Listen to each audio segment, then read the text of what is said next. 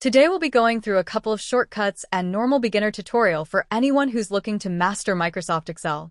Whether you are a student, professional, or simply interested in having Excel skill. Let's say we are starting with this information. I want to start by centralizing the title. So I will select across where I want it to be centralized. Right-click, then go to Format Cell. Under Alignments, select this under Horizontal Center Across Selection and press OK. So, with this you can select your columns without having any issue. So it's more preferable than using Merge and Centralize Cell. Moving forward, if you ever need to go to Edit mode, you can press F2. This is going to take you to the end of the text that you have.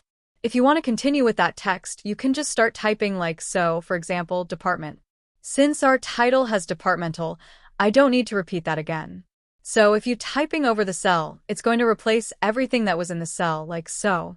I'm typing Finance, then I'm going to press Tab, then type in the figures for each month, January, February, March, April.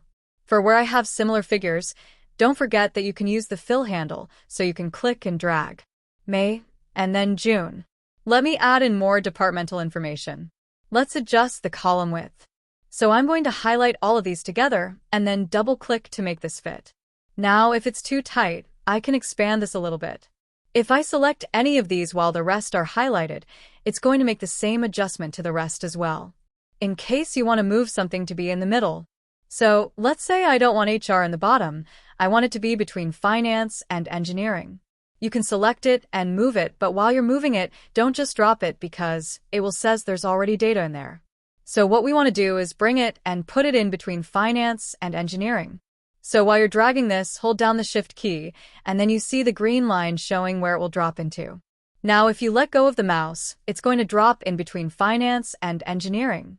I will repeat the process and drop the HR to be the first on the report.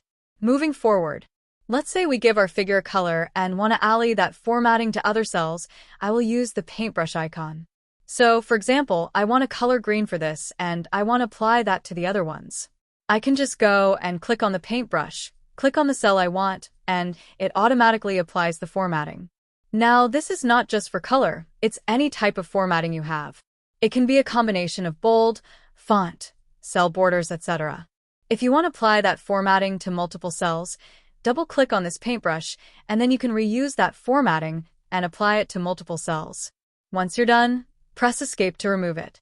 If you want to sum up these values, select the rows. You can use the great shortcut key for this, which is Alt equals. That's it.